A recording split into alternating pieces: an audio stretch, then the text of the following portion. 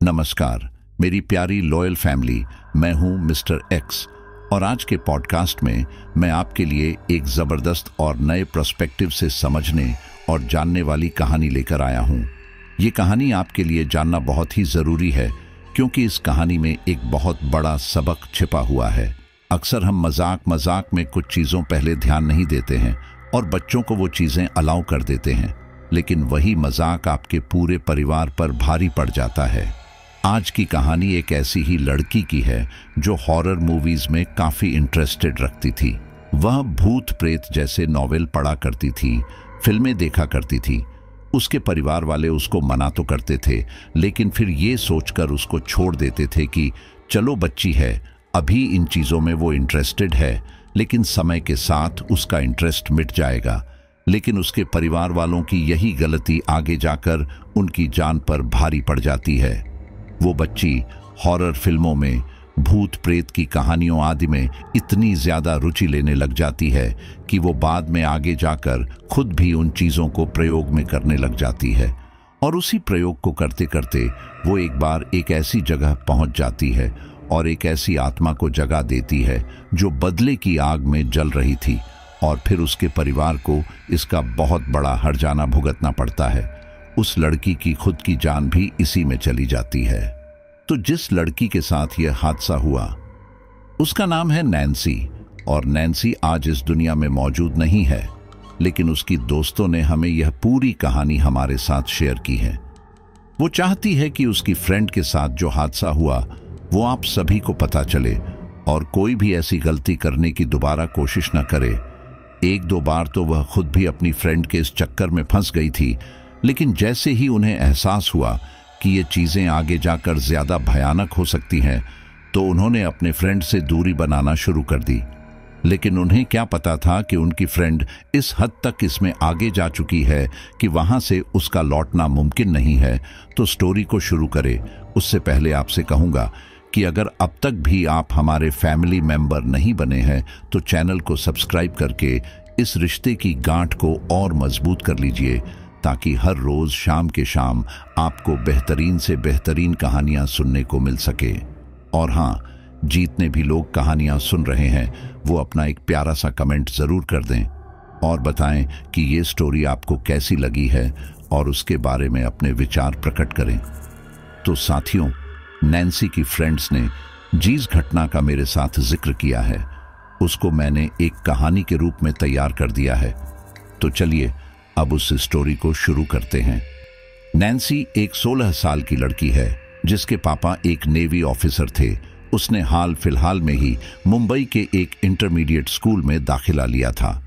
इससे पहले नैन्सी के पापा नील मुकेश जी गुजरात में कार्यरत थे। किसी वजह से उनका ट्रांसफर मुंबई हो गया, इसलिए वे अपने परिवार के साथ मुंबई में ही शिफ्ट हो गए थे।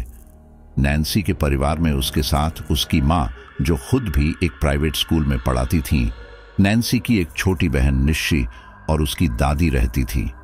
नैन्सी अपनी उम्र के उस पड़ाव में थी जहां लड़के लड़कियां किसी न किसी को अपना आदर्श मानते थे, चाहे वो कोई फिल्म स्टार या कोई लीडर। जहां इस उम्र में लड़के लड़कियों को रोमांटिक गाने और फिल्में पसंद थी, वहीं नैन्सी थोड़ी अलग थी। उसका इंटरेस्ट इन सब चीज़ों में ना होकर हॉरर चीज़ों में था। वो पिछले कई साल से हॉरर कहानियां पढ़ती थी, भूत के नोवेल पढ़ती थी और भूत की फिल्में भी देखती थी।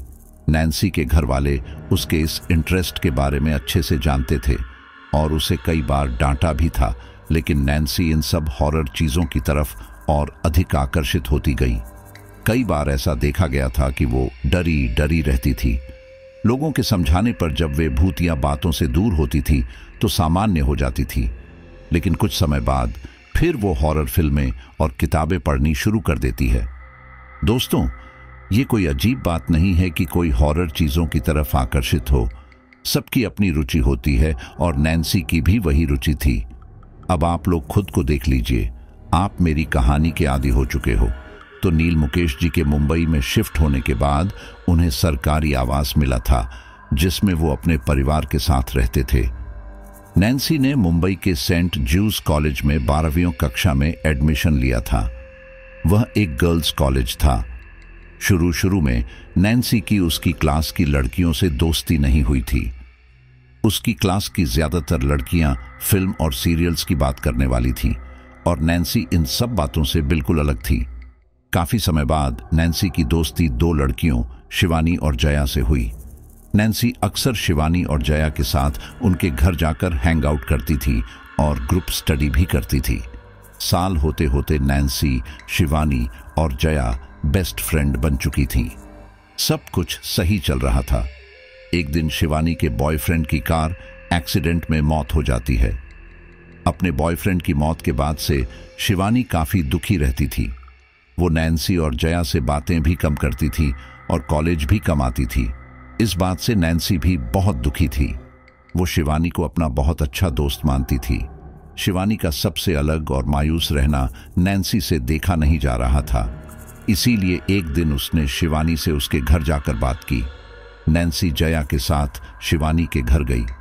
शिवानी उस दिन भी मायूस होकर ही अपने दोस्तों से मिलती है और उन्हें अपने कमरे में ले जाती है।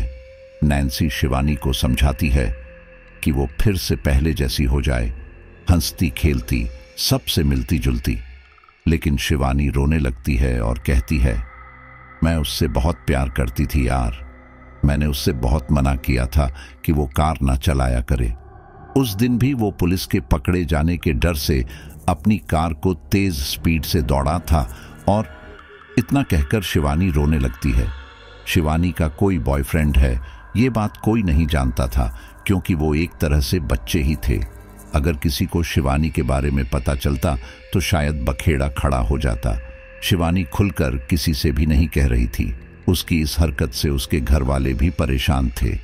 नैन्सी से भी ये नहीं देखा जाता है और वो शिवानी से कहती है, तू सच में उससे बहुत प्यार करती थी? शिवानी हाँ में सिर हिला देती है। नैन्सी कहती है, देख शिवानी, मैं तेरे बॉयफ्रेंड को वापस तो नहीं ला सकती, लेकिन हाँ, उसकी आत्मा से बात करा सकती हूँ। ये सुनकर शिवानी रोना बंद कर देती है और हैरानी से नैन्सी के चेहरे को देखती है। जया भी नैन्सी के मुंह से ये सुनकर हैरान हो जाती है। नैन्सी कहती है, अरे ऐसे क्या देख रही है? मैं सच में तेरे बॉयफ्रेंड से तेरी बात करा सकती हूँ। जया हंसते हुए कहती है, क्या तू इसे किसी तांत्रिक के पास लेकर जाएगी? नैन्सी कहती है, नहीं, मैं जानती हूं कि आत्मा को कैसे बुला सकते हैं। शिवानी कहती है, क्या तू सच कह रही है? नैन्सी कहती है, हाँ, मैं तुझसे झूठ क्यों बोलूंगी? तू बता, क्या तुझे तेरे बॉयफ्रेंड की आत्मा से मिलना है? शिवानी उत्साहित होकर कहती है, हाँ, मैं उससे मिलना चाहती हूं। नैन्सी कहती है, ठीक है, अगले हफ्ते मेरे पापा किसी काम से बाहर चले जाएंगे और मेरी मम्मी को भी एक शादी में जाना है। मेरे स्कूल टेस्ट की वजह से मैं मम्मी के साथ नहीं जाऊंगी। घर पर मैं, मेरी बहन और दादी रहेंगी। तुम उस दिन मेरे घर आना। शिवानी कहती है, तू अपने घर पर उसे कैसे बुलाएंगी? नैन्सी कहती है, जब बुलाऊंगी तब खुद देख लेना। अब हमें काफी देर हो गई है, मैं चलती हूं। तभी जया नैन्सी को रोकते हुए कहती है, क्या मैं भी उस दिन तुम्हारे आऊं? नैन्सी कहती है, हाँ, तुम भी आ सकती हो, लेकिन किसी को मत बताना कि हम शिवानी के बॉयफ्रेंड की आत्मा को बुलाने वाले हैं। शिवानी और जया नैन्सी को प्रॉमिस करती है कि वे दोनों इस बारे में किसी से नहीं कहेंगी। शिवानी को अगले हफ्ते का इंतजार हो रहा था। वह जल्द से जल्द अपने बॉयफ्रेंड से मिलना चाहती थी। आखिरकार अगला हफ्ता भी आ गया। नैन्सी के पापा किसी काम से बाहर चले गए थे। दोपहर तक नैन्सी की मम्मी भी शादी में जा चुकी थी। अब घर पर केवल नैन्सी, उसकी छोटी बहन निशी और उसकी दादी ही थे। अपनी मम्मी के जाते ही नैन्सी शिवानी और जया को फोन करके अपने घर बुला लेती है। शिवानी और जया रात का खाना नैन्सी के घर ही खाती हैं। इसके बाद नैन्सी दादी से कहती है कि मैं अपने रूम में शिवानी और जया के साथ ग्रुप स्टडी कर रही हूं, इसीलिए उसे डिस्टर्ब ना करें। साथ ही निशी को भी ये हिदायत देती है कि वह उसके कमरे में बिल्कुल भी ना आए। नैन्सी अपने कमरे को अंदर से बंद कर देती है। अब वह अलमारी से एक बोर्ड निकालती है जिसे ओइजा बोर्ड कहा जाता है। बोर्ड को बनाने का मकसद यही था कि इसके द्वारा मर चुके लोगों की आत्माओं को बुलाया जा सके और उनसे बात की जा सके। यह एक लकड़ी का या फिर गत्ते का बोर्ड हो सकता है। इस बोर्ड पर 0 से 9 तक संख्या लिखी होती है और ए से लेकर जेड तक अल्फाबेट लिखे होते हैं। अंग्रेजी में यस और नो लिखा होता है, साथ ही एग्जिट शब्द भी लिखा होता है। इस बोर्ड के साथ एक तिकोनुमा प्लास्टिक या लकड़ी की छोटी सी चीज होती है जिसे प्लांचेट कहते हैं। जब लोग इस बोर्ड का इस्तेमाल करते हैं तो सब मिलकर अपनी उंगलियां उस प्लांचेट पर रखते हैं और फिर आत्माओं से सवाल पूछते हैं। माना जाता है कि आत्मा प्लांचेट को हिलाकर बोर्ड पर लिखे शब्दों या अक्षरों की ओर इशारा करती है और इस तरह जवाब देती है। ये बोर्ड वैसे तो एक गेम की तरह 19वीं सदी के आसपास पॉपुलर हुआ, लेकिन इसे लेकर हमेशा से ही काफी विवाद रहा है। कुछ लोग इसे सिर्फ टाइम पास मानते हैं, जबकि कुछ इसे आत्माओं से सच में बात करने का जरिया समझते हैं। कई लोग मानते हैं कि वीजा बोर्ड के साथ खिलवाड़ करना खतरनाक हो सकता है, क्योंकि इससे नेगेटिव एनर्जी या बुरी आत्माएं एक्टिव हो सकती हैं। इसलिए लोग अक्सर इसे मजाक में भी इस्तेमाल करने से बचते हैं। ये देखकर शिवानी पूछती है, ये क्या है? नैन्सी कहती है, ये ओइजा बोर्ड है। तभी जया कहती है, अरे ये वही बोर्ड है ना जो फिल्मों में दिखाते हैं? नैन्सी कहती है, हाँ सही कहा। जया पूछती है, क्या ये सच में काम करता है? नैन्सी कुछ देर चुप रहती है, फिर कहती है, शायद हाँ। मैं भी इस बोर्ड को पहली बार इस्तेमाल कर रही हूं। इसे मैंने खास शिवानी के बॉयफ्रेंड के लिए मंगाया है। शिवानी बड़ी उत्सुकता के साथ कहती है, तुम बातें क्यों कर रही हो? करो, क्या करना है जिससे मेरा बॉयफ्रेंड आ जाए?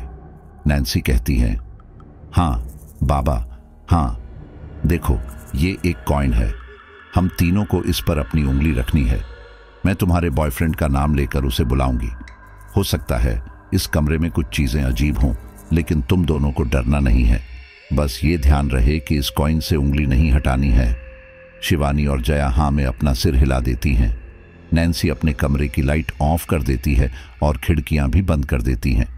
इसके बाद वह 4 मोमबत्तियां जलाकर ओइजा बोर्ड के चारों कोनों पर रख देती है। फिर वह एक कॉइन ओइजा बोर्ड के बीच के रखती है और शिवानी और जया को भी उस कॉइन पर उंगली रखने को कहती है। ये खेल शुरू करने से पहले जया कहती है, मुझे डर लग रहा है। नैन्सी कहती है, डरो मत, हम शिवानी के बॉयफ्रेंड को बुला रहे हैं, किसी खतरनाक भूत को नहीं।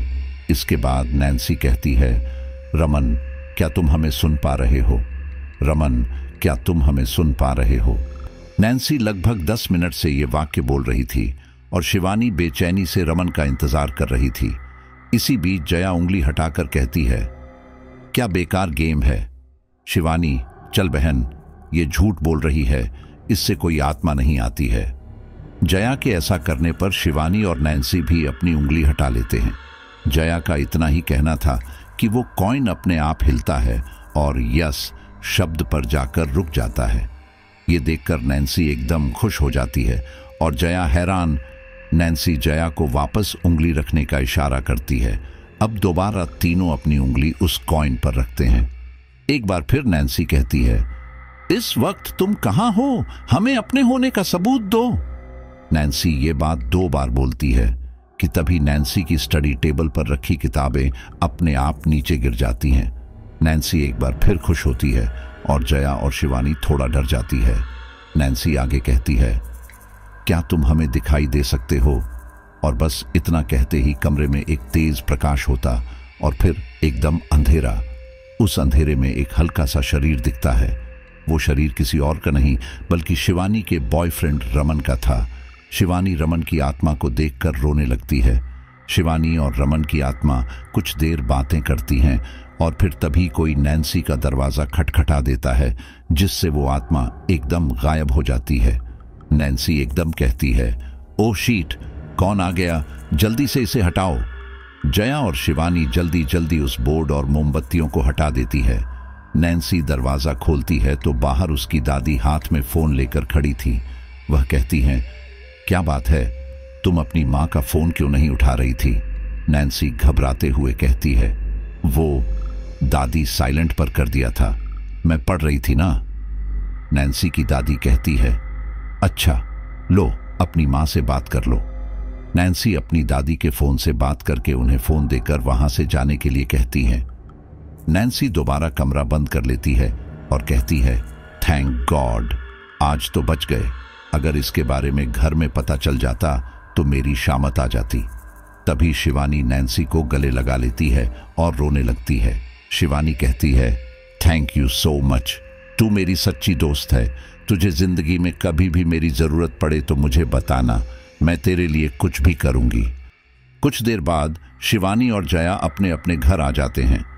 आज नैन्सी भी बहुत खुश थी क्योंकि ये उसकी लाइफ में पहला एक्सपेरिमेंट था जब उसने आत्मा को देखा था और उससे बात की थी। नैन्सी की हिम्मत बढ़ने लगी थी। वह इंटरनेट पर भूतों और आत्माओं के बारे में नई नई बातें खोजती थी, नई नई किताबें लेकर पढ़ती थी, यहाँ तक कि उसका ध्यान अपनी पढ़ाई से हटकर इन भूत प्रेत की पढ़ाई की तरफ जाने लगा। एक दिन नैन्सी ने शिवानी और जया से कहा, तुम्हें मालूम है हमारे घर के पीछे एक छोटा सा घर है। ऐसा कहा जाता है कि उस घर में एक भूत रहता है। वह घर काफी समय से बंद है। जया कहती है, हाँ सुना तो हमने भी है, लेकिन तुम इसके बारे में क्यों पूछ रही हो? नैन्सी कहती है, मैं सोच रही थी कि क्यों ना हम एक बार उस घर में जाएं और उस आत्मा को बुलाएं। हो सकता है वहां एक अफवाह हो, वहां कोई भूत हो ही ना।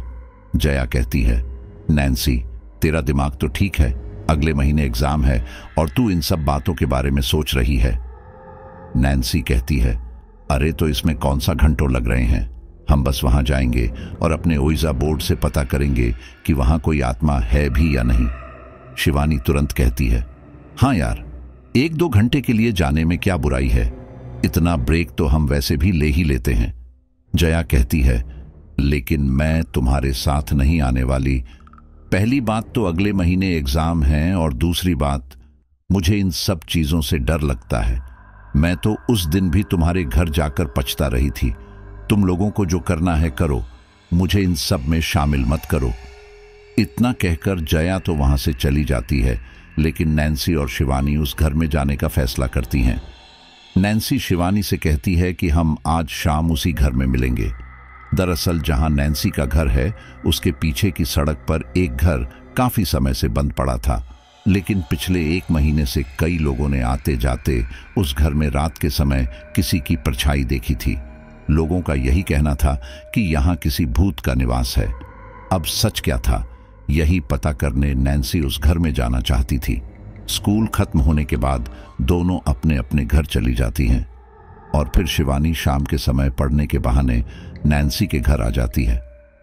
नैन्सी भी घर पर झूठ बोलकर जया के घर जाने का बहाना बना देती है और ये लोग पहुंच जाते हैं पीछे वाले घर में। घर के मेन गेट को कूदकर ये लोग अंदर पहुंच जाती हैं। अंदर के दरवाजे पर ताला लटका हुआ था। शिवानी कहती है, यहां तो ताला है, अंदर कैसे जाए? नैन्सी ने एक पल सोचा, फिर थोड़ी सी शरारती मुस्कान के साथ बोली, अरे ताला किस लिए बनाया गया है? तोड़ने के लिए। नैन्सी इधर उधर देखती है और एक पत्थर लेकर आती है। वह शिवानी से कहती है, तू ध्यान रखना, अगर कोई इस साइड आता दिखे तो मुझे बता देना, मैं इस पत्थर से ताला तोड़ने की कोशिश करती हूं। शिवानी हैरान होकर बोली, तू सच में पागल है, लेकिन चल अब आए हैं तो देख ही लेते हैं। नैन्सी ने जरा सी मेहनत के बाद ताले को तोड़ दिया। शिवानी और नैन्सी हंसते हुए एक दूसरे से हाथ मिलाते हैं, जैसे उन्होंने कामयाबी की एक सीढ़ी पार कर ली हो। दरवाजा धीमे से चर्र चर्र की आवाज करते हुए खुला। अंदर घुप अंधेरा था, जैसे सदियों से कोई यहां नहीं आया हो। हवा में एक अजीब सी ठंडक थी और हर कदम पर फर्श से धूल के गुब्बार उठ रहे थे। जैसे ही दोनों अंदर पहुंची, नैन्सी ने अपने फोन की टॉर्च ऑन की और धीरे धीरे आगे बढ़ने लगी। शिवानी उसके पीछे पीछे चल रही थी। उसके दिल की धड़कन तेज हो रही थी। शिवानी ने डरते हुए कहा, नैन्सी मुझे अच्छा नहीं लग रहा है, कुछ तो गड़बड़ है यहाँ। नैन्सी ने उसे तसल्ली दी, अरे डर मत, बस कुछ ही देर की बात है, अगर कुछ हुआ तो हम तुरंत भाग जाएंगे। शिवानी कहती है, हम वो गेम कहाँ खेलेंगे? नैन्सी टॉर्च से घर के चारों तरफ रोशनी मारती है। पूरे हॉल में 4 कमरे थे। उनमें से नैन्सी एक कमरे को चुनकर उस कमरे में गेम खेलने की शुरुआत करती है। क्योंकि उस कमरे का दरवाज़ा पीछे की तरफ भी खुलता है। नैन्सी कहती है, ये कमरा सही रहेगा, अगर अचानक कोई आ भी गया तो हम यहाँ से तुरंत भाग जाएंगे। इसके बाद नैन्सी अपने बैग से ओइजा बोर्ड और मोमबत्तियाँ निकाल लेती हैं। नैन्सी और शिवानी ज़मीन पर पड़ी धूल मिट्टी साफ करती है, फिर ओइजा बोर्ड निकालकर उसके चारों तरफ मोमबत्तियाँ जला देती हैं। अब वे एक कॉइन ओइजा बोर्ड पर रख देते हैं, फिर उस कॉइन पर उंगली रख देते हैं। नैन्सी कहती है, is there any spirit here? Is there any spirit here? Nancy 2-3 बार ये सेंटेंस बोलती है तो वो सिक्का अपने आप इनकी उंगलियों को यस शब्द पर ले जाता है। नैन्सी खुश होती है और आगे कहती है, व्हाट्स योर नेम? वो सिक्का अब अंग्रेजी के अल्फाबेट्स पर जाता है। आर, फिर सिक्का ए पर जाता है, फिर डी, फिर एच, फिर आई, फिर के, फिर ए। नैन्सी और शिवानी एक साथ कहती हैं, राधिका। नैन्सी आगे कहती है, क्या तुम हमें अपने होने का सबूत दे सकती हो? अगर तुम इसी कमरे में हो तो हमें इशारा दो। नैन्सी ये बात 2-3 बार बोलती है। अचानक उस कमरे की खिड़कियां अपने आप खुलने और बंद होने लगती हैं। शिवानी और नैन्सी घबरा जाते हैं और सिक्के से अपनी उंगली हटा लेते हैं। नैन्सी घबराते हुए कहती है, क्या हम तुम्हें देख सकते हैं? नैन्सी के इस प्रश्न पर ओइजा बोर्ड के चारों तरफ जल रही मोमबत्तियां अपने आप बुझ जाती हैं। शिवानी डर जाती है। नैन्सी, ये क्या हुआ? नैन्सी शिवानी का हाथ पकड़ लेती है और कहती है, don't worry, it's all right. Nancy कहती है, कौन है यहाँ? नैन्सी के इस प्रश्न के बाद कमरे में कोई हलचल नहीं होती, लेकिन फिर एकदम चारों मोमबत्तियां एक साथ अपने आप जल जाती हैं। ऐसी घटना देखकर शिवानी बुरी तरह डर जाती है। शिवानी जैसे ही नैन्सी की तरफ देखती है, शिवानी की चीख निकलती है, नैन्सी! शिवानी को समझ ही नहीं आ रहा था कि नैन्सी को अचानक क्या हो गया। नैन्सी की दोनों आंखें सफेद हो चुकी थी और उसकी नाक से खून निकल रहा था। धीरे धीरे उसका चेहरा काला पड़ता जा रहा था। उसकी सफेद आंखों में एक अजीब सी चमक थी और चेहरे पर एक खतरनाक मुस्कान थी। शिवानी नैन्सी को देखकर घबरा जाती है और वहां से बाहर भगाने के लिए दरवाजा खोलने लगती है, लेकिन कोई दरवाजा नहीं खुलता, न कमरे के अंदर का और न ही पीछे की तरफ खुलने वाला दरवाजा। इसके बाद नैन्सी हल्के हल्के कदमों से शिवानी की तरफ बढ़ती है। उसके कदम जैसे जैसे शिवानी की तरफ बढ़ते, कमरे का तापमान भी गिरता जा रहा था। ठंडी हवा चलने लगी थी और कमरे के कोने में रखी पुरानी घड़ी की सुइयां अचानक से तेजी से घूमने लगी, जैसे कोई अदृश्य शक्ति पूरे कमरे को अपने कब्जे में ले रही हो। शिवानी की धड़कनें तेज हो चुकी थीं, उसके पैर जैसे जमीन से चिपक गए थे। नैन्सी के कदमों की आवाज, जो पहले धीरे धीरे थी, अब गूंजने लगी थी, जैसे कोई भारी भरकम चीज घसीटी जा रही हो। हर कदम के साथ कमरे की दीवारों से खून की बूंदें टपकने लगीं और वो बूंदें शिवानी के हाथों पर गिरने लगीं। उसकी चीखें अंदर ही घुटकर रह गई थीं, जैसे किसी ने उसकी आवाज छीन ली हो। नैन्सी का ऐसा रूप देखकर शिवानी वैसे ही डर चुकी थी और अब नैन्सी को अपनी तरफ आता देख उसकी हवाइयां गुम हो रही थीं। शिवानी नैन्सी से कहती है, नैन्सी, क्या हुआ है तुम्हें? नैन्सी, तुम मजाक कर रही हो क्या? प्लीज नैन्सी, मुझे जाने दो। तभी नैन्सी अचानक रुक जाती है। उसकी सफेद आंखों में अब एक अजीब सी लाल चमक थी। वो सीधे शिवानी की आंखों में देखती है और धीरे से कहती है, तुम्हें लगता है कि ये मजाक है शिवानी? नहीं, ये तो बस शुरुआत है। शिवानी की हालत पतली हो चुकी थी, उसका सारा शरीर कांप रहा था। उसने नैन्सी से दूर भागने की कोशिश की, लेकिन उसका पैर अचानक किसी अदृश्य शक्ति ने पकड़ लिया। वो जमीन पर गिर पड़ी और नैन्सी उसके ऊपर झुक गई और बोली, कहां जा रही हो दोस्त? खेल अभी खत्म नहीं हुआ। नैन्सी के चेहरे की मुस्कान अब और भी भयानक हो चुकी थी। वो शिवानी के गले पर हाथ रखती है और उसका दम घुटने लगता है। तभी कमरे की लाइट्स जोर से झपकती हैं और नैन्सी के हाथ अचानक शिवानी के गले से हट जाते हैं। वो पीछे हट जाती है, उसकी आंखें फिर से सफेद हो जाती हैं और तभी नैन्सी बुरी तरह चीखती है, वो अपना मुंह फाड़ के चीखती है तो शिवानी को उसके मुंह में खून ही खून नजर आता है और उसका शरीर अचानक से बेदम होकर जमीन पर गिर पड़ता है। शिवानी जल्दी से उठती है और दरवाजे की तरफ दौड़ती है, लेकिन दरवाजा अब भी नहीं खुलता। तभी कमरे के कोने से एक धीमी भयानक हंसी सुनाई देती है। शिवानी के रोंगटे खड़े हो जाते हैं। वो मुड़कर देखती है तो नैन्सी अब भी वहीं पड़ी है, लेकिन उस हंसी की आवाज किसी और की है, किसी अदृश्य ताकत की जो वहां मौजूद है। वो नजारा देखकर शिवानी भी वहीं बेहोश हो जाती है। अब रात के लगभग 9 बज चुके थे। उधर शिवानी के घर वाले नैन्सी को फोन करते हैं तो नैन्सी अपना फोन नहीं उठा रही थी, इसलिए वे लोग नैन्सी के घर पर फोन करते हैं।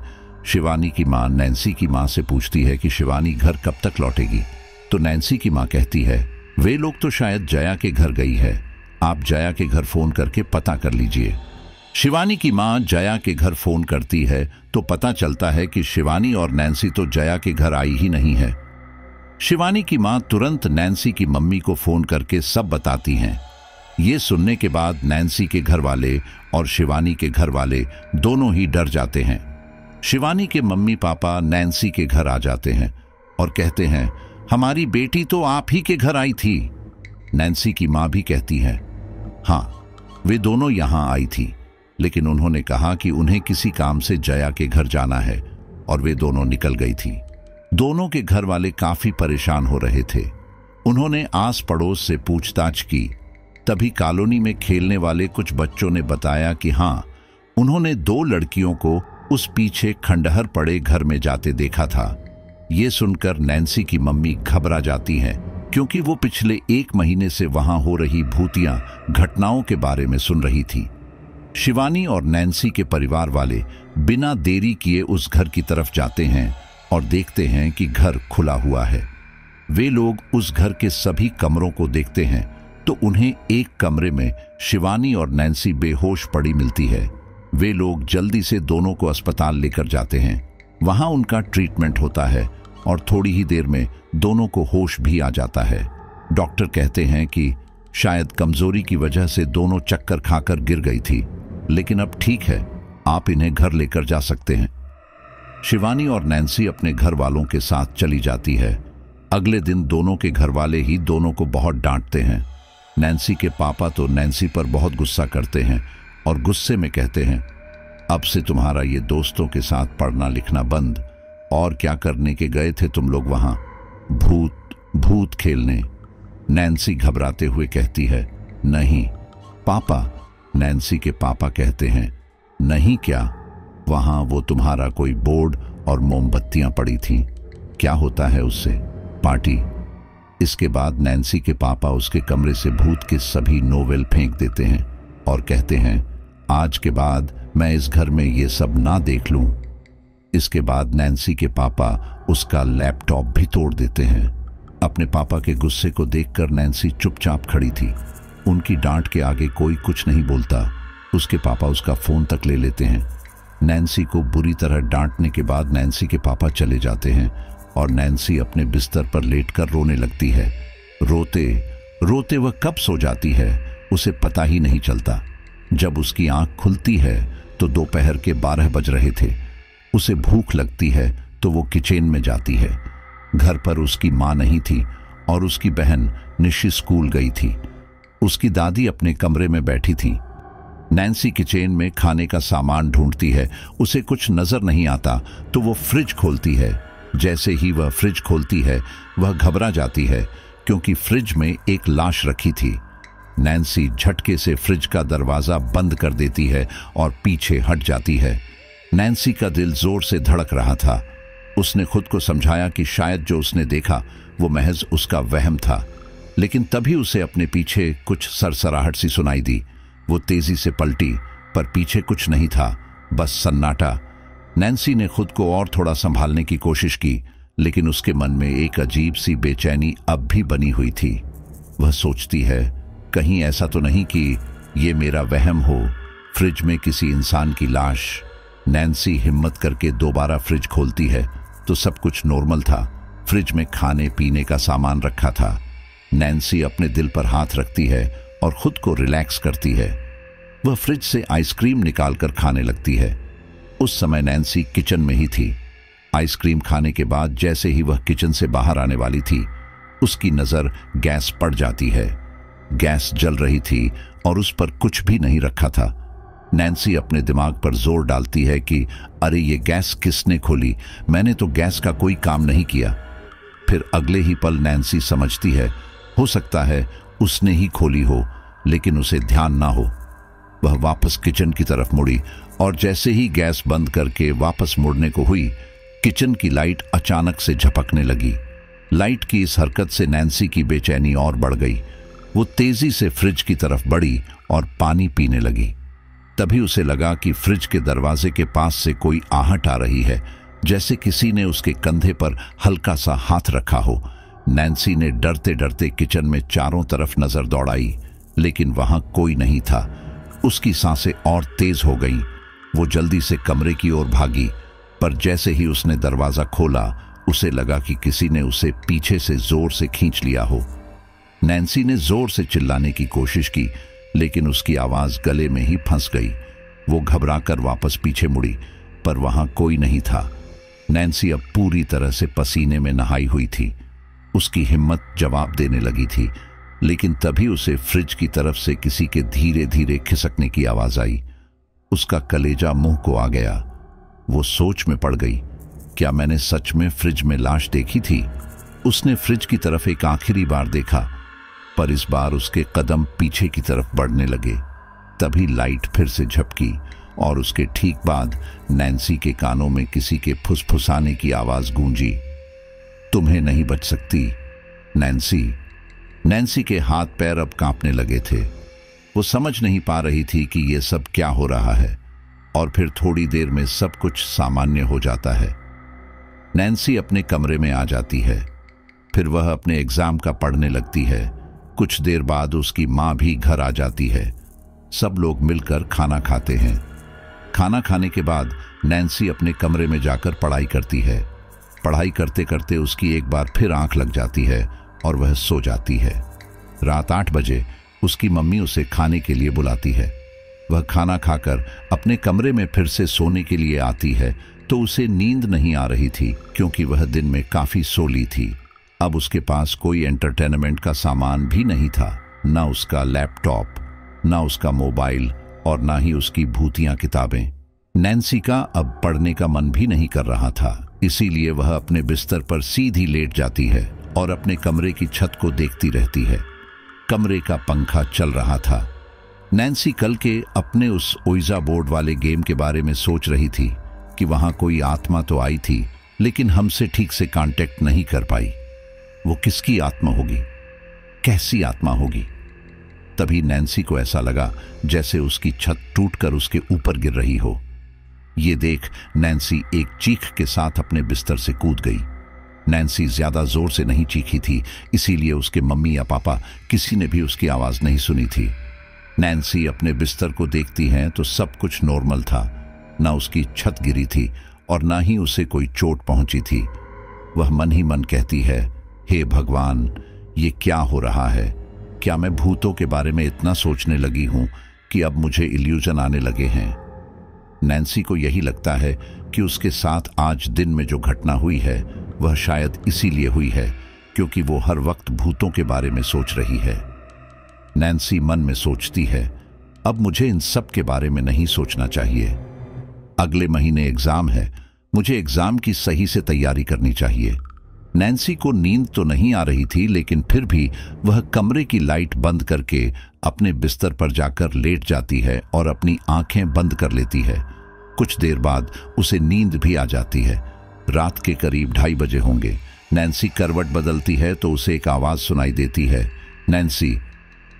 नैन्सी दोबारा करवट बदलती है उसे, फिर वह आवाज सुनाई देती है, नैन्सी। दूसरी आवाज पर नैन्सी अपनी आंखें खोलकर देखती है। वह लेटे लेटे ही अपना बेड लैंप जलाती है और अगली आवाज का इंतजार करती है। कुछ सेकंड्स के बाद कोई फिर से नैन्सी को पुकारता है। नैन्सी कहती है, कौन है यहां? वो आवाज फिर से आती है, भूल गई तुम ही ने मुझे बुलाया था। नैन्सी कहती है, मैंने, लेकिन तुम कौन हो? वो आवाज कहती है, राधिका। ये सुनकर पहले तो नैन्सी थोड़ी घबराती है, फिर अगले ही पल वो खुश हो जाती है, क्योंकि नैन्सी सोचती है कि शायद यह वही राधिका की आत्मा है जिसे हमने उसे खंडहर घर में बुलाया था और यह मुझे अपनी बात बताना चाहती है। नैन्सी का वैसे भी कोई एंटरटेनमेंट नहीं हो रहा था, इसीलिए वह फैसला करती है कि वह इस आत्मा से बात करेगी। नैन्सी राधिका की आत्मा से कहती है, तुम कहाँ हो? मुझे अपने होने का एहसास दिलाओ। तभी नैन्सी ने अपने शरीर पर जो चादर ओढ़ रखी थी वो अपने आप नीचे की ओर खिसक जाती है। इस हरकत से नैन्सी का दिल जोर से धड़कता है, क्योंकि वह इन सब चीजों में कोई माहिर खिलाड़ी नहीं थी। ये सब उसके लिए पहली बार ही था, लेकिन वह बहुत हिम्मत के साथ काम ले रही थी, क्योंकि उसे इन सब चीजों में रुचि थी।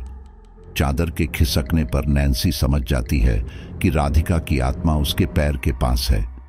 नैन्सी उधर की तरफ देखते हुए बात करती है और कहती है, तुम कौन हो? तुम्हारी मौत कैसे हुई? इस प्रश्न पर राधिका हंसने लगती है। नैन्सी उसे दोबारा पूछती है तो राधिका और भी तेज हंसने लगती है। नैन्सी को राधिका की आवाज तो आ रही थी, लेकिन उसे कहीं भी कोई दिखाई नहीं दे रहा था। नैन्सी कहती है, क्या तुम मुझे दिखाई दे सकती हो?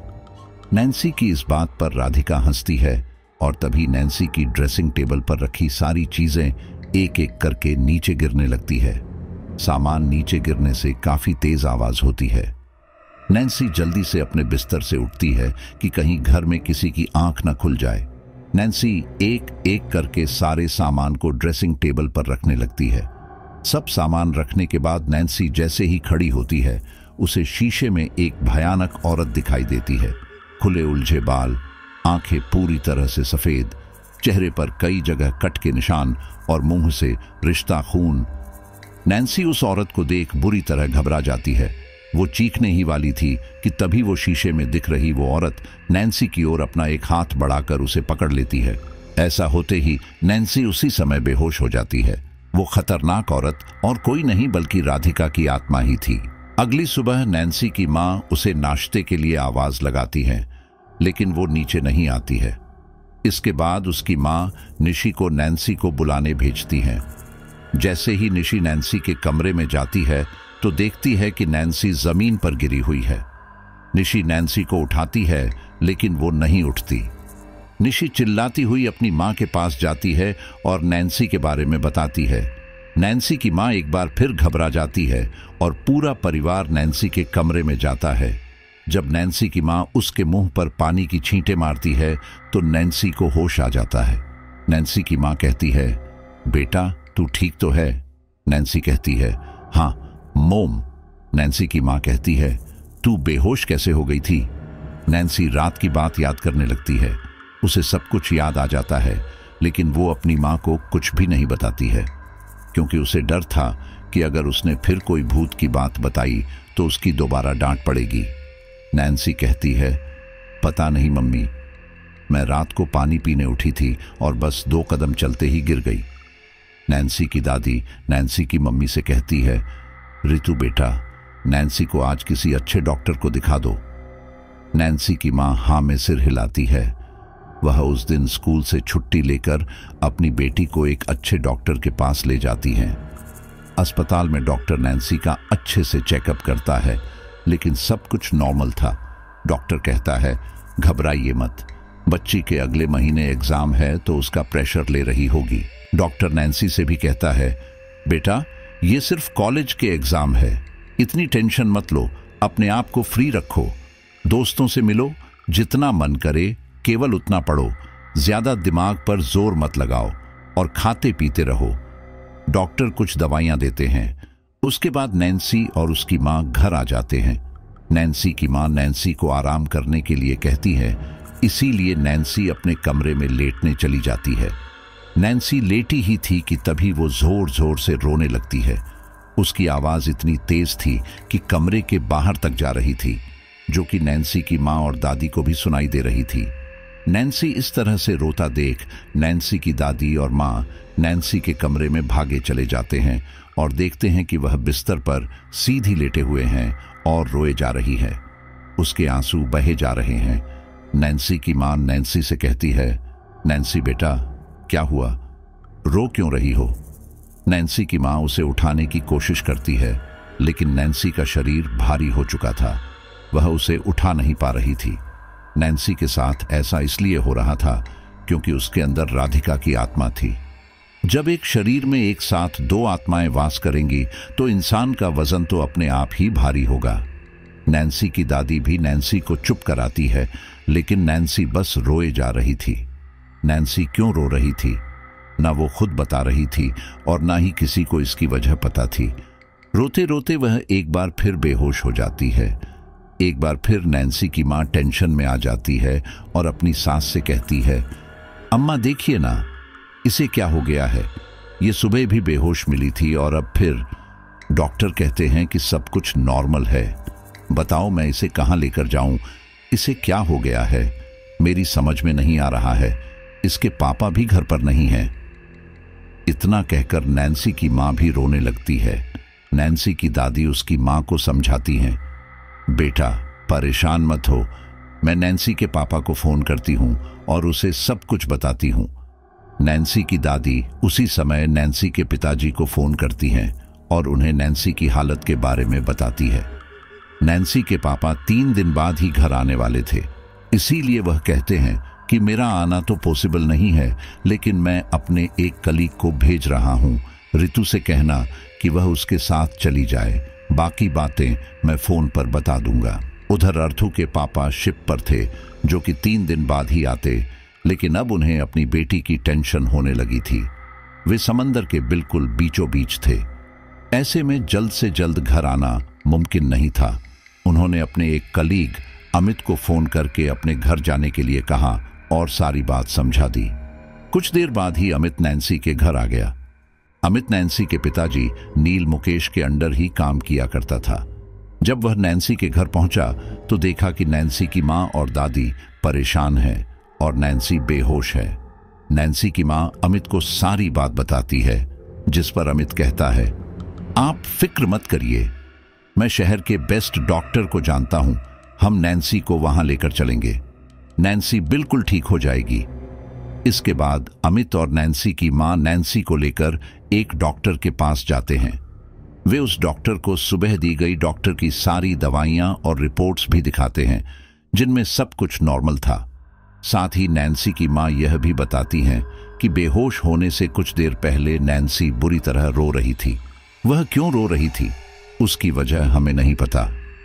डॉक्टर आप चाहे कितनी भी फीस लीजिए, महंगी से महंगी दवाई लिखिए, लेकिन आप मेरी बेटी को ठीक कर दीजिए, मुझसे उसे इस तरह से देखा नहीं जाता।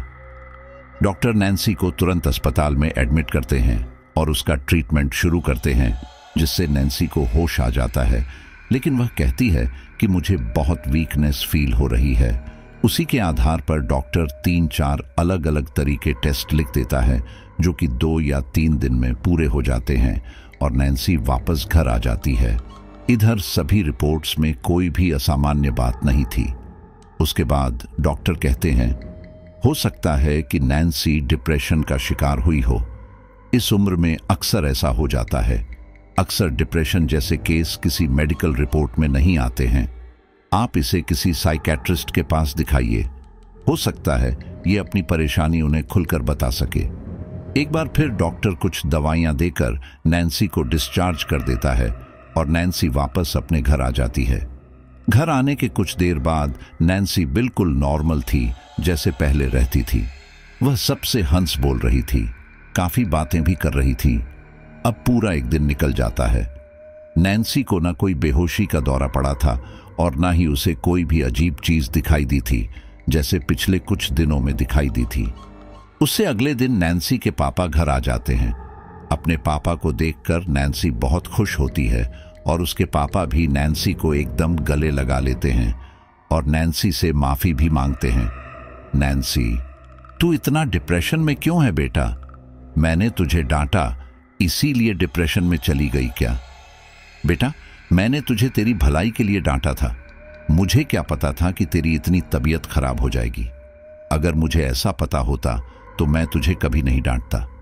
नैन्सी कहती है, कोई बात नहीं पापा, लेकिन प्लीज अब आप कहीं मत जाना, मुझे आपके साथ ही रहना है।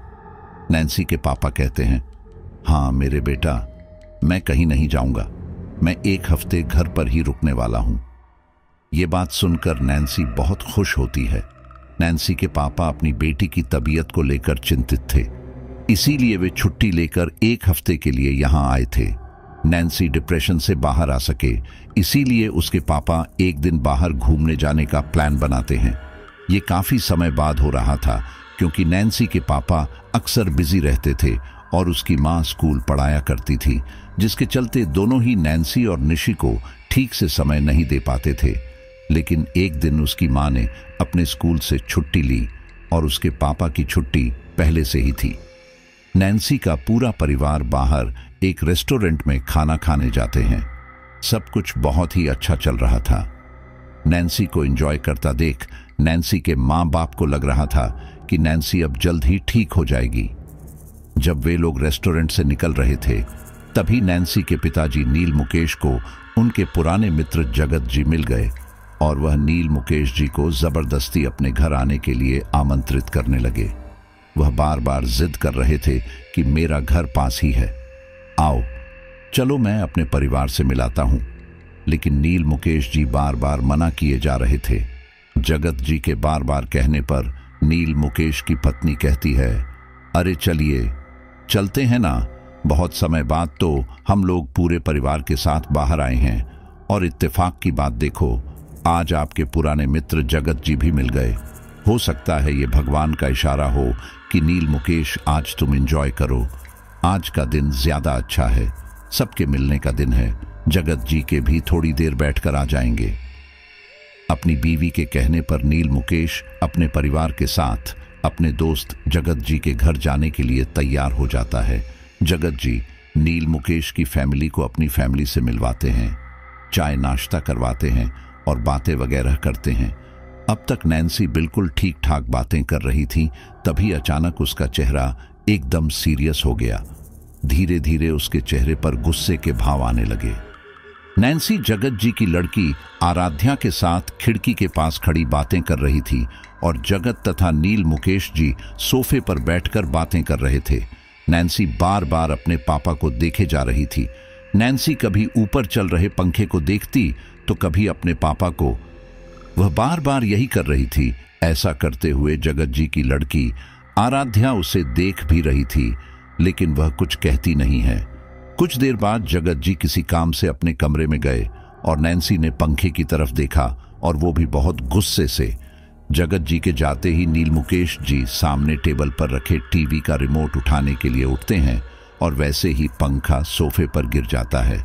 नील मुकेश जी बाल बाल बच जाते हैं। इस तरह पंखा गिरता देख आराध्या एकदम चीखती है, अंकल! नील मुकेश जी घबरा जाते हैं। पंखा गिरने से एक तेज आवाज होती है, जिससे सभी बाहर आ जाते हैं और गिरे हुए पंखे को देखकर घबरा जाते हैं। जगत जी घबराते हुए नील मुकेश से पूछते हैं, अरे भाई, कहीं चोट तो नहीं लगी? नील मुकेश जी कहते हैं, नहीं, मैं ठीक हूं। अगर 1 सेकंड वहां से नहीं हटा होता तो शायद पंखा मेरे ऊपर ही गिरता, लेकिन ये पंखा गिर कैसे? जगत जी कहते हैं, हाँ यार, अचानक से कैसे गिर गया? वह पंखे की जांच करने लगते हैं। तभी नील मुकेश जी कहते हैं, अरे यार, चल खत्म कर, मैं बच तो गया, चोट तो नहीं लगी। अब काफी देर हो गई है, हमें अपने घर के लिए निकलना चाहिए।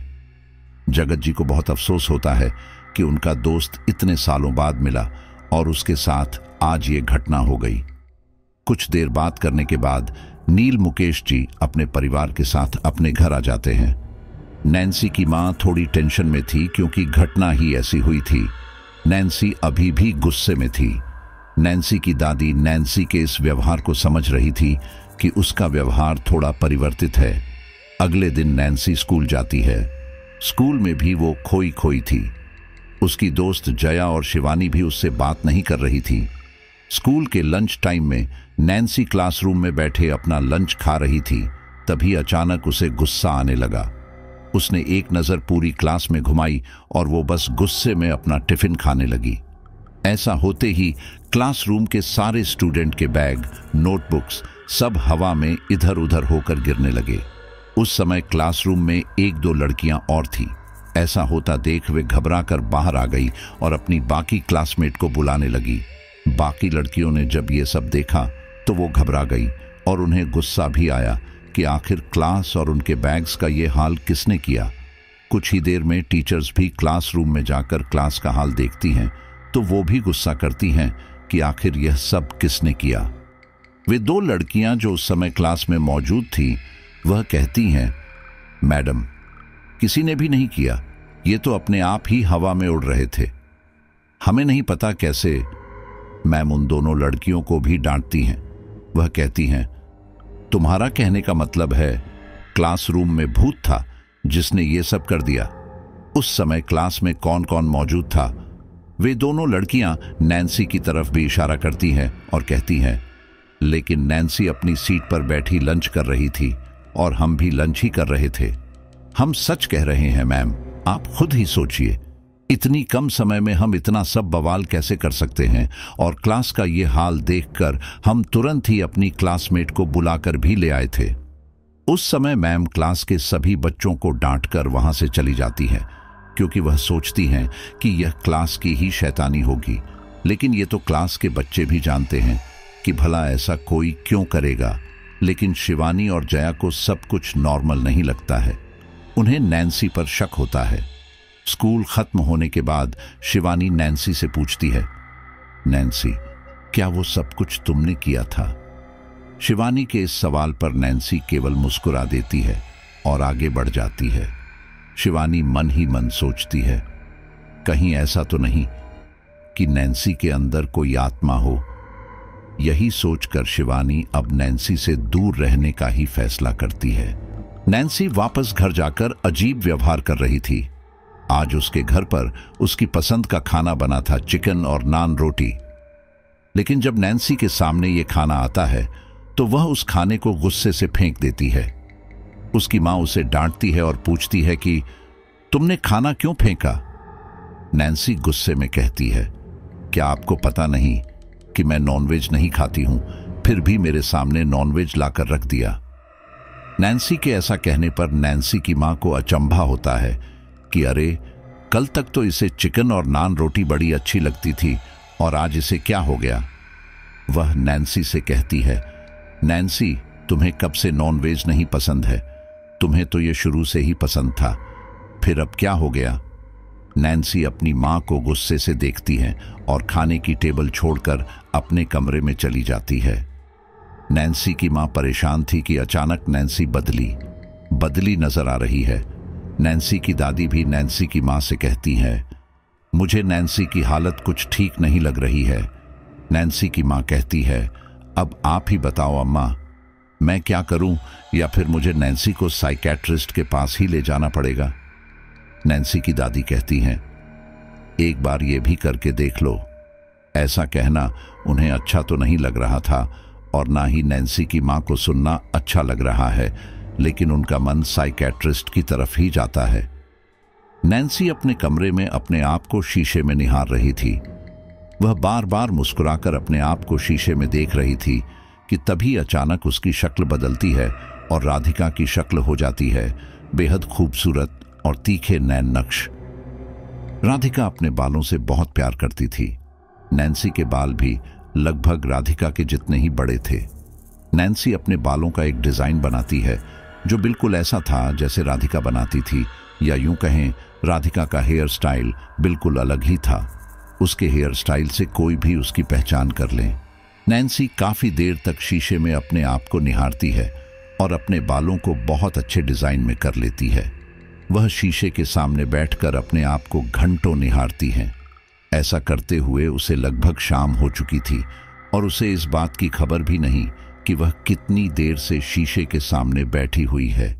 कुछ देर बाद नैन्सी के पापा बाहर से आते हैं और निशी से कहते हैं कि वह जाकर नैन्सी को नीचे बुलाकर ले आए, क्योंकि वो भी जानते थे कि दोपहर में उसकी मां ने उसे डांटा था। वह कुछ खाने पीने का सामान लाए थे और चाहते थे कि अपने हाथों से अपनी बेटी नैन्सी को दें। निशी नैन्सी को बुलाकर नीचे ले जाती है और जैसे ही उसके पापा नैन्सी को देखते हैं, वह हैरान रह जाते हैं। वह एकटक नैन्सी को देखते ही रह जाते हैं। नैन्सी कहती है, जी पापा बताइए, आप मुझे क्यों बुला रहे थे? नैन्सी के पापा कहते हैं, बेटा वो। नैन्सी के पापा नैन्सी को बस देख ही जा रहे थे। नैन्सी कहती है, बोलिए पापा, क्या बात है?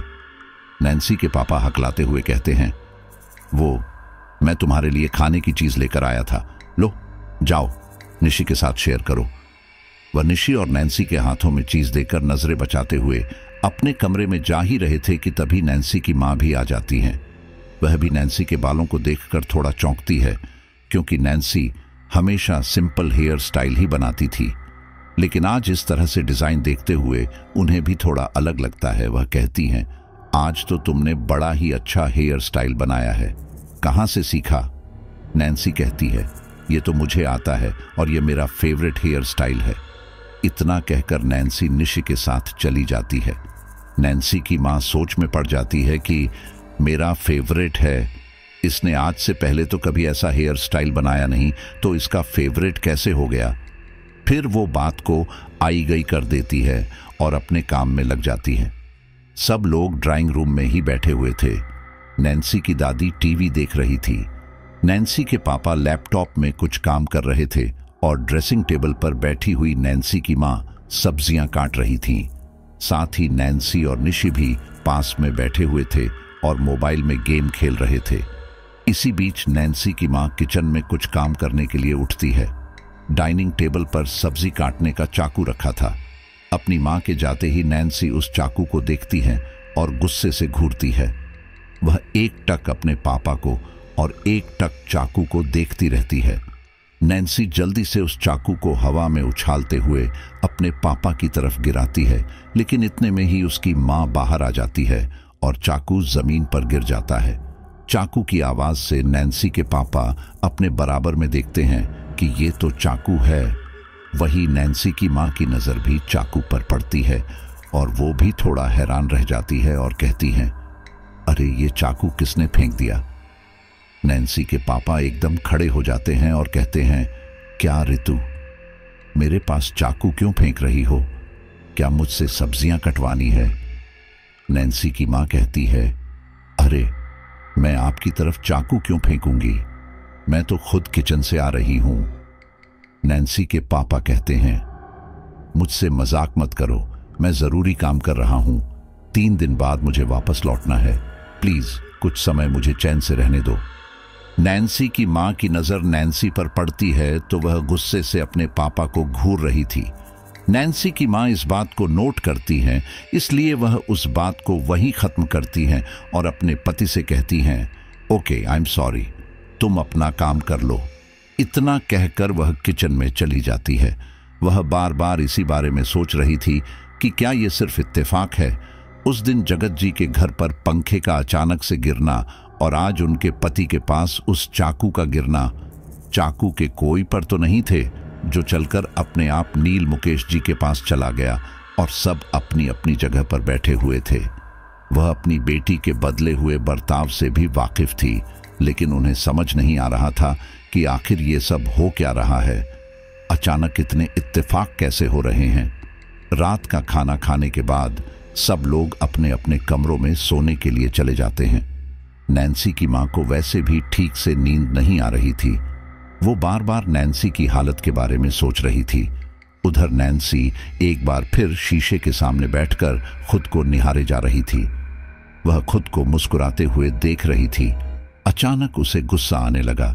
नैन्सी शीशे में देखते हुए गुस्से से बोली, नहीं, अब और नहीं, अब मैं इंतजार नहीं करूंगी। मेरी जिंदगी बर्बाद कर दी, मैं किसी को नहीं छोड़ूंगी। आधी रात का समय था। नैन्सी गुस्से से अपने मम्मी पापा के कमरे में जाती है। वह गुस्से से दरवाजा खोलती है, जिससे उसके मम्मी पापा की आंख खुल जाती है। इतनी रात को अचानक नैन्सी को अपने कमरे में देख उसकी मम्मी थोड़ा घबरा जाती हैं। नैन्सी की मां तुरंत अपने बेड से उठती हैं और कहती है, नैन्सी बेटा क्या हुआ, सब ठीक तो है? तुम इतनी रात को। नैन्सी गुस्से में अपने पापा को देखे जा रही थी और जैसे ही उसकी मां उसके पास आने की कोशिश करती है, वैसे ही कमरे का सारा सामान अपने आप इधर उधर गिरने लगता है। ये सब कुछ सामान्य नहीं था। नैन्सी के पापा नील मुकेश जी घबराकर खड़े हो जाते हैं और हकलाते हुए कहते हैं, रितु, ये सब क्या हो रहा है? कमरे का सामान अपने आप गिरता देख रितु नील मुकेश जी के पास भाग जाती है। नील मुकेश जी भी रितु को पकड़ लेते हैं और कहते हैं, मुझे नैन्सी की हालत ठीक नहीं लगती है। नैन्सी बेटा, क्या हुआ? तुम इतने गुस्से में क्यों हो? ये सुनते ही नैन्सी गुस्से में कहती है, मैं नैन्सी नहीं हूं, मैं राधिका हूं, भूल गया मुझे। ये सुनते ही नील मुकेश जी के चेहरे का रंग उड़ गया। राधिका का नाम सुनकर उनके पैरों तले जमीन खिसक गई। उनके माथे पर पसीने की बूंदें झलक आईं। राधिका की यादें उनकी आंखों के सामने तैरने लगीं।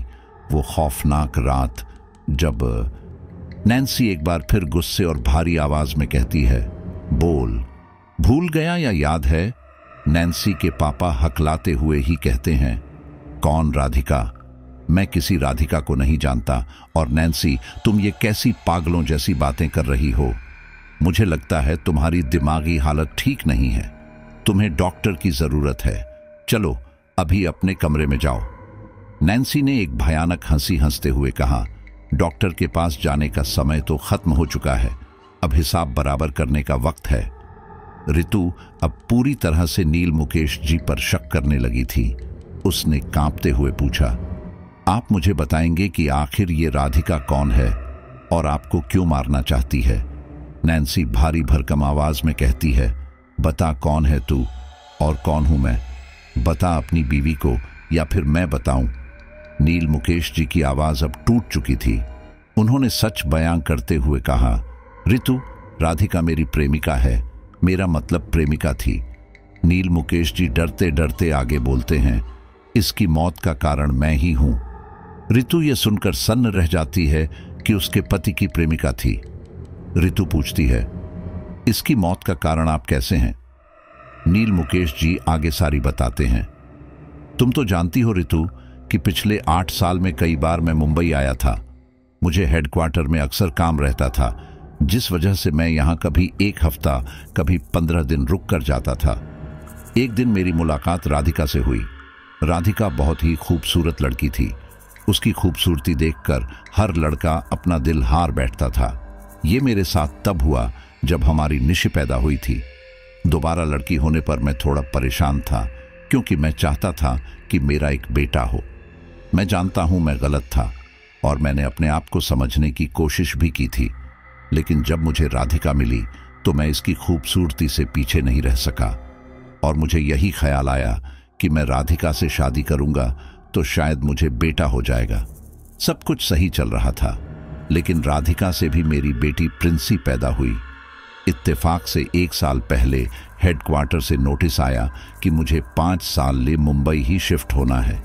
यह बात जब राधिका को पता चली तो वह बहुत खुश हुई थी, लेकिन साथ ही उसे यह भी पता चल गया था कि मेरी एक और बीवी है और मुझे 2 बच्चे हैं।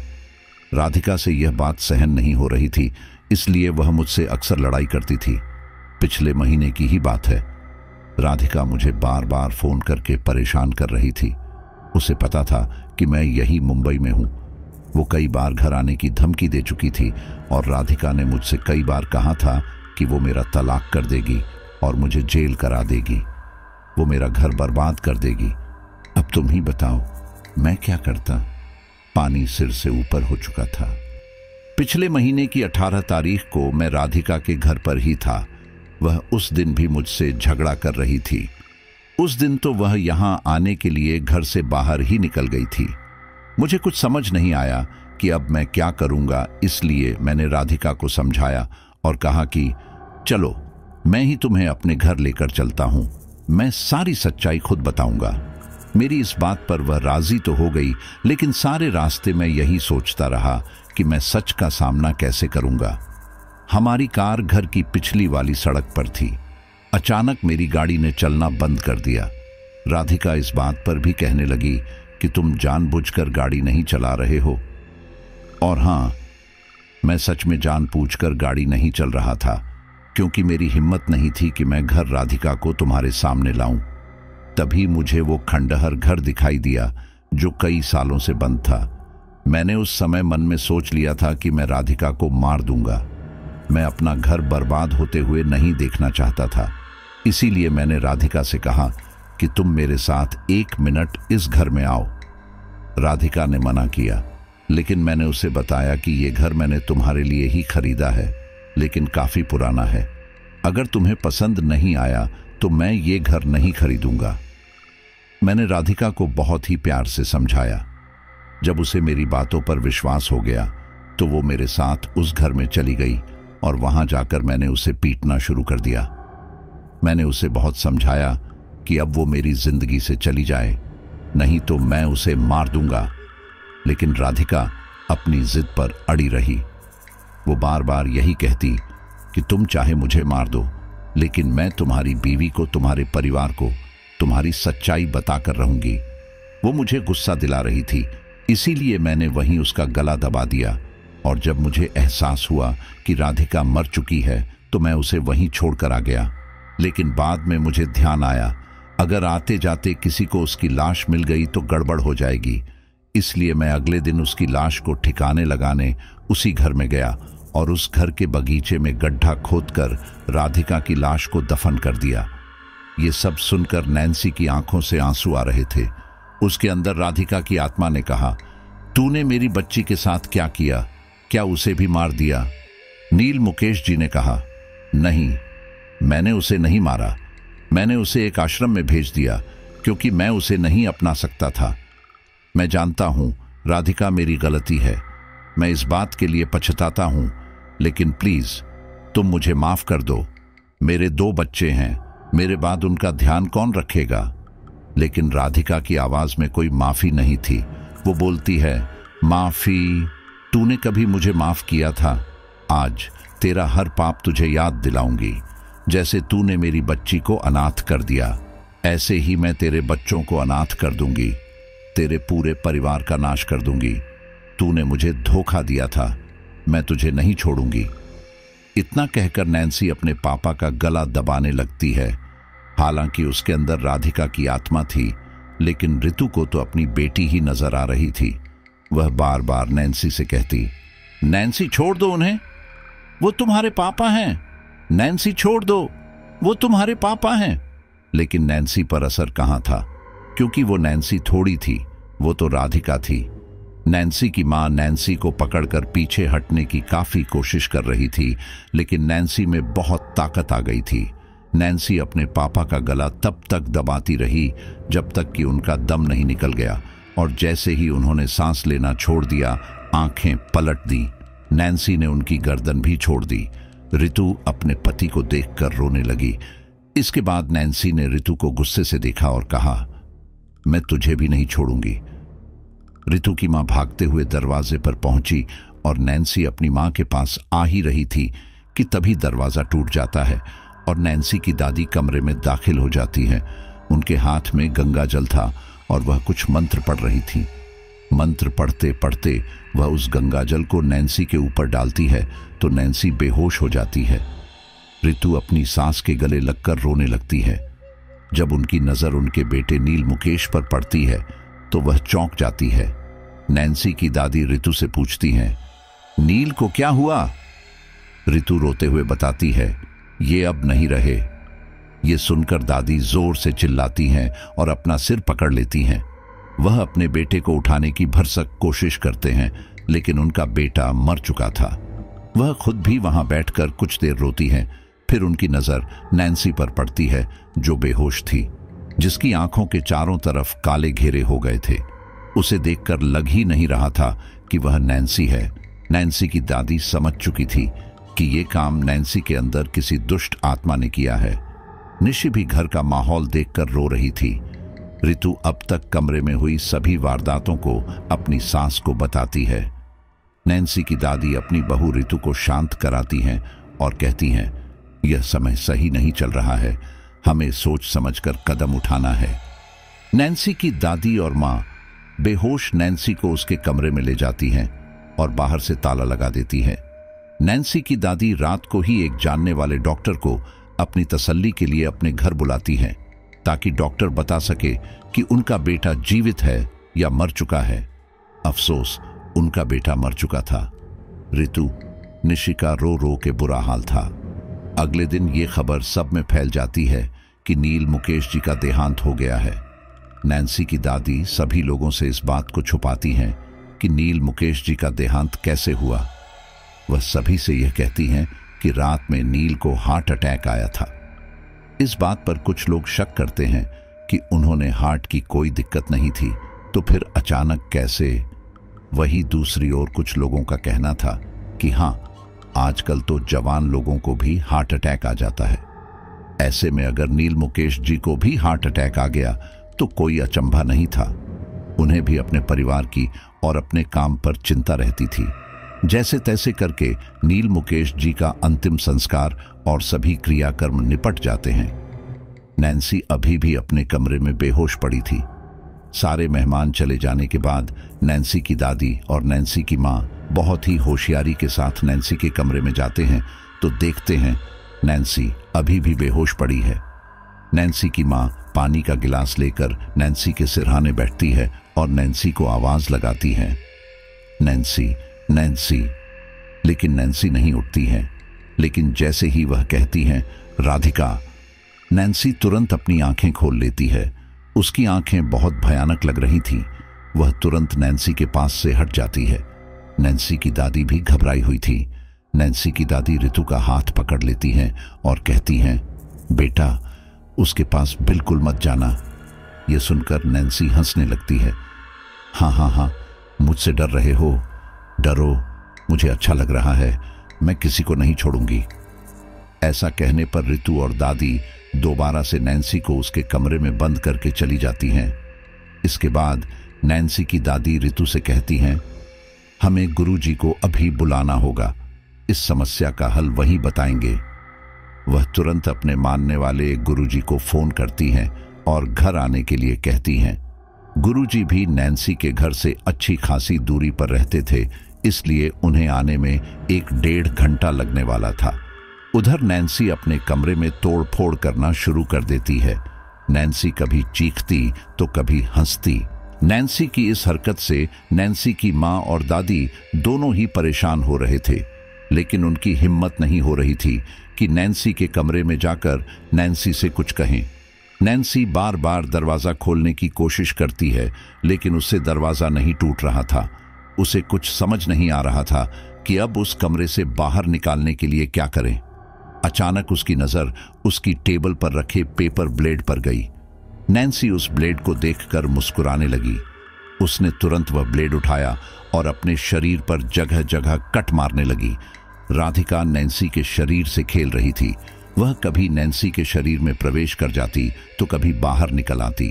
जब राधिका नैन्सी के शरीर में प्रवेश करती तो नैन्सी को बेतहाशा दर्द होता था, और जब वह बाहर निकलती तब भी नैन्सी को दर्द होता था। साथ ही छोटों के निशान उसे अलग से दर्द दे रहे थे। कभी कभी नैन्सी बुरी तरह रोती, चीखती और अपनी माँ को पुकारती। उधर नैन्सी की माँ बार बार अपनी बेटी के पास जाने की जिद कर रही थी, लेकिन दादी उसे लगातार मना कर रही थी और उसे रोक रही थी। दादी यही कह रही थी कि गुरुजी को आने दो, वह आत्मा हमारे साथ खेल रही है। कुछ देर तक यही सब चलता रहा। राधिका अपनी हर चाल चल रही थी, लेकिन दादी का उस पर कोई असर नहीं हो रहा था। वह केवल गुरुजी का इंतजार कर रही थी। लगभग 1.5 से 2 घंटे के बाद गुरुजी नैन्सी के घर आए। दादी जी ने ऊपर के कमरे की तरफ इशारा किया। गुरुजी ने ऋतु और दादी को अपने पीछे आने का इशारा किया। वे सभी लोग नैन्सी के कमरे में गए तो देखा नैन्सी के शरीर में जगह जगह से खून निकल रहा है और कट के निशान लगे हुए हैं। ऋतु यह देखकर बुरी तरह चीज पड़ी, मेरी बेटी। जैसे ही ऋतु अपनी बेटी की तरफ गई, वैसे ही गुरुजी ने ऋतु का हाथ पकड़ लिया और कहा, उसके पास मत जाओ, वह तुम्हारी बेटी नहीं है, वह कोई दुष्ट आत्मा है। ऋतु रोते हुए कहती है, लेकिन गुरुजी, मेरी बेटी का हाल देखो, कितना खून बह रहा है। दादी भी नैन्सी की मां को रोकने की कोशिश करती है, लेकिन ऋतु रोती रह जाती है। अपने सामने सबको खड़ा देख नैन्सी एक बार फिर हंसने लगती है और कहती है, तू यहां क्यों आया है? गुरुजी कहते हैं, कौन है तू? क्यों इन्हें परेशान कर रही है? नैन्सी कहती है, ये औरत खड़ी है, इससे ही पूछ ले। मैं तुझे क्यों बताऊं? मैं सबको मारूंगी और तू मुझे रोक भी नहीं सकता। गुरुजी कुछ मंत्र पढ़ते हुए नैन्सी की तरफ आते हैं। वह लगातार नैन्सी की आंखों में देख रहे थे और मंत्र पढ़ रहे थे। गुरुजी नैन्सी को अपने वश में करने की कोशिश कर रहे थे और ऐसा लगभग हो भी रहा था। जैसे ही वह नैन्सी के पास आए, उन्होंने नैन्सी के माथे को पकड़ लिया। उन्होंने कुछ मंत्र पढ़कर उस पर फूंका, जिससे कि नैन्सी नॉर्मल हो गई और बिस्तर पर गिर गई। गुरुजी नैन्सी के उंगलियों के नाखून को चेक करते हैं। सभी नाखून काले पड़ चुके थे। गुरुजी कहते हैं, उस आत्मा ने नैन्सी के शरीर पर बुरी तरह कब्जा कर लिया है और वह इसे बिना मारे नहीं छोड़ेंगे। हमें इस दुष्ट आत्मा को तुरंत उसके शरीर से निकालना होगा। गुरुजी ये सारी बातें नैन्सी के दरवाजे के पास ही कर रहे थे। वे अपनी बातों में खोए हुए थे। इतने में ही नैन्सी किसी तूफान की तरह उठती है और तेज रफ्तार से सभी को धक्का देते हुए अपने कमरे से बाहर निकल जाती है। उसका पीछा करते हुए गुरुजी, दादी और उसकी माँ जाते हैं। नैन्सी घर के मुख्य दरवाजे पर जाकर एक बार पीछे पलटती है और मुस्कुराकर सभी को देखती है और घर से भाग जाती है। रितु भी उसका पीछा करती है और गुरुजी भी उसके पीछे जाते हैं। वह कहाँ चली गई थी किसी को नहीं पता था। एक ही मिनट में वह सबकी नजर से ओझल हो चुकी थी। उसकी माँ इधर उधर लोगों से पूछ रही थी कि कहीं उसकी बेटी को देखा। एक दो लोगों ने बताया भी कि हाँ, कोई लड़की भागती हुई मेन हाईवे की तरफ गई है। उसकी माँ भी उसी तरफ भागती है। नैन्सी इतनी तेज भाग रही थी कि वह मेन हाईवे तक पहुंच गई। पहले तो वह सड़क के किनारे किनारे जा रही थी, उसके बाद वह सड़क के बीचों बीच भागने लगी। उसकी माँ रितु उसे आवाज लगा रही थी, लेकिन वह पीछे पलटकर नहीं देख रही थी। एक पल के लिए नैन्सी रुकी भी, लेकिन जैसे ही उसने देखा सामने से ट्रक आ रहा है, वह जानबूझकर ट्रक के सामने आ गई और ट्रक वाले ने अनजाने में उसे कुचल दिया, क्योंकि उसे ऐसा अंदाजा नहीं था कि अचानक से उसके ट्रक के सामने कोई आ जाएगा। नैन्सी की मौके पर ही मौत हो गई। वहां तुरंत ही भीड़ इकट्ठा हो गई। आसपास के लोगों द्वारा जल्दबाजी में उसे अस्पताल ले जाया गया। उसकी मां भी उसके साथ गई, लेकिन रितु नैन्सी को बचा नहीं पाई। नैन्सी ने अस्पताल में जाते ही अपना दम तोड़ दिया था। उसकी हालत बहुत बुरी थी। पुलिस ने ट्रक ड्राइवर को पकड़ लिया था। जब नैन्सी की लाश घर आई थी और उसका अंतिम संस्कार किया जा रहा था, तो सभी लोग बहुत अफसोस कर रहे थे कि एक दिन पहले ही इसके पिता की मौत हुई और अब बेटी की। नैन्सी के चेहरे पर जगह जगह कट के निशान थे। वे लोग नैन्सी की माँ और दादी से इसके बारे में पूछ रहे थे, तो वे यही बता रहे थे कि एक्सीडेंट की वजह से ये चोट आई है। नैन्सी का क्रियाकर्म हो जाने के बाद रितु और दादी बहुत ही गम में थी। गुरुजी भी उनके घर पर मौजूद थे। वह नैन्सी की दादी से कहते हैं, अभी उस आत्मा का खेल खत्म नहीं हुआ है, हमें सतर्क रहना होगा। गुरुजी अपने थैले से अभिमंत्रित धागे निकालते हैं और कहते हैं, यह धागा अपने हाथ पर बांध लो ताकि उस दुष्ट आत्मा से बचे रहो, क्योंकि हो सकता है वो अब तुम में से किसी और के शरीर पर कब्जा करे। गुरुजी ने अभिमंत्रित धागा निकालते हुए सबसे पहले दादी जी के हाथ पर बांधा। फिर वे रितु के हाथ पर धागा बांधते हैं। सब कुछ सही चल रहा था, लेकिन जब वे निश्य के हाथ पर धागा बांधने गए तो निश्य ने अपना हाथ पीछे खींच लिया। गुरुजी ने निश्य की ओर देखकर कहा, लाओ बेटा, हाथ दिखाओ, यह तुम्हारी रक्षा के लिए है। निश्य ने गुरुजी को धक्का दे दिया और गुरुजी इतनी जोर से गिर पड़े कि उनकी सांसें भी फटने लगीं। निश्य की आंखों में अचानक लाल रंग छा गया। उसकी आंखें जैसे आग से भर गई थीं। वह गुस्से में चिल्लाती हुई बोली, मैं निश्य नहीं हूं, मैं राधिका हूं। मैंने तुमसे कहा था, मैं किसी को नहीं छोड़ूंगी। राधिका के गुस्से ने पूरे ड्राइंग रूम को तबाह कर दिया। चीजें हवा में उड़ रही थीं। किचन के बर्तन, सोफे के तकिए और यहां तक कि दीवार की पेंटिंग्स भी गिर रही थीं। रितु और दादी जी घबराए हुए सोफे के पीछे छिप गईं। गुरुजी, जो पहले से ही बूढ़े और थके हुए थे, चोटों के बावजूद मंत्र पढ़ने की कोशिश कर रहे थे, लेकिन हर बार जैसे ही वह मंत्र पढ़ते, उनकी चोटें बढ़ जाती और मंत्र टूट जाते। गुरुजी के चेहरे पर पसीना और दर्द साफ नजर आ रहा था। वह पूरी कोशिश कर रहे थे लेकिन राधिका की ताकत से वह लाचार नजर आ रहे थे। ऋतु अपने पति और बेटी को खोने का दुख सहन करते हुए घबराई हुई और गुस्से में भरी हुई थी। उसने सोचा कि अगर अब भी स्थिति काबू में नहीं आई तो सब कुछ खत्म हो जाएगा। जब ऋतु ने देखा कि गुरुजी भी असहाय हो चुके हैं तो उसने सोफे के पीछे से निकलते हुए गुस्से से कहा, अब बस करो राधिका, तुम ऐसा नहीं कर सकती। राधिका के गुस्से का सामना करते हुए ऋतु ने एक और कदम आगे बढ़ाया। वह अपने भीतर की ताकत को जगाते हुए बोली, तुमने हमसे बहुत कुछ छीन लिया है, लेकिन अब तुम्हारा खेल खत्म होगा।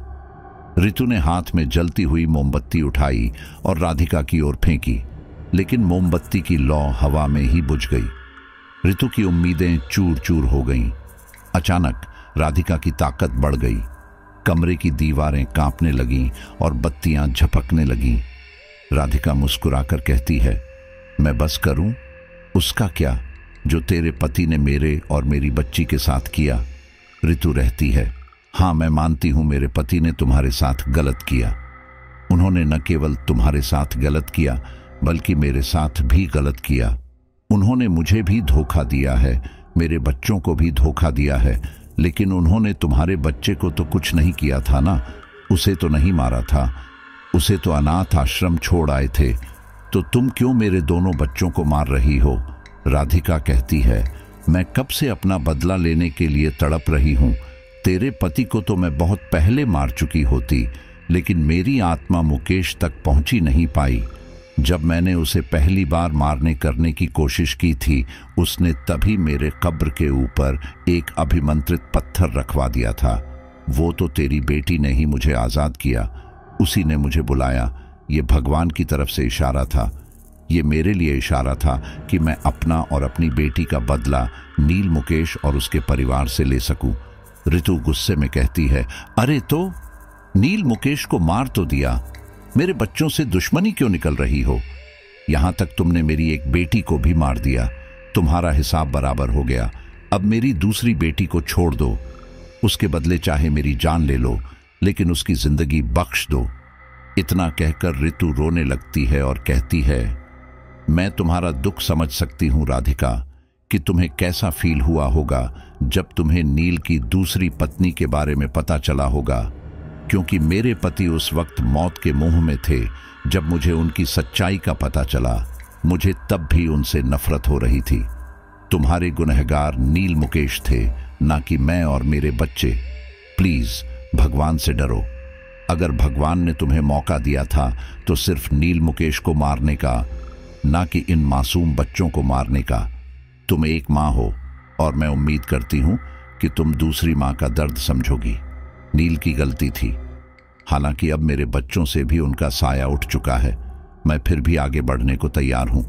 मैं अपने बच्चों के साथ जिंदगी काट लूंगी, लेकिन इस तरह अपने बच्चों को अपनी नजरों के सामने मरता नहीं देख सकती। मैं तुम्हारे आगे भीख मांगती हूं राधिका, प्लीज मेरी बच्ची को छोड़ दो। ऋतु के ये बातें सुनकर राधिका रोते हुए कहती है, तुम्हें अपनी बच्ची का दुख है, जबकि वो तुम्हारे सामने मर रही है। तुम्हें कम से कम सब्र तो होगा कि तुम्हारी बच्चे इस दुनिया में नहीं। लेकिन मुझसे पूछो, मेरी आत्मा मेरी बेटी को लेकर किस तरह परेशान है।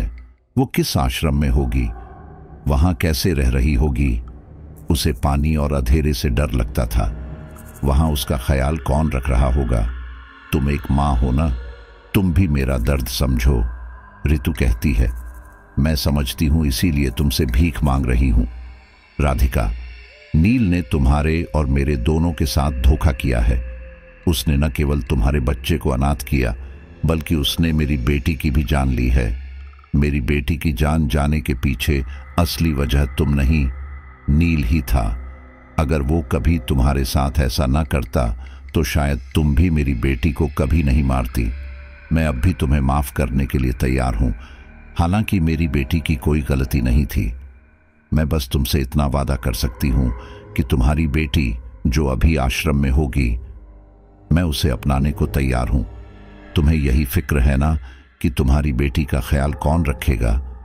मैं तुमसे वादा करती हूं, तुम्हारी बेटी का ख्याल मैं रखूंगी, बिल्कुल वैसे ही जैसे मैं अपने बच्चों का रखती हूं। मैं यह समझूंगी कि मुझे नैन्सी के बदले तुम्हारी बेटी प्रिंसी मिल गई, लेकिन प्लीज अब तुम ये खून का खेल और मत खेलो। तुम्हारा असली कातिल मर चुका है। इन बच्चों ने तुम्हारा कुछ नहीं बिगाड़ा। भगवान सब देख रहा है। भगवान भी केवल उसी को सजा देता है जो गलती करता है, ना कि उसके पूरे परिवार को।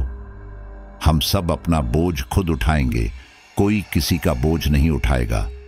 तो तुम क्यों एक दुष्ट आत्मा बन रही हो, एक बुरी आत्मा बन रही हो?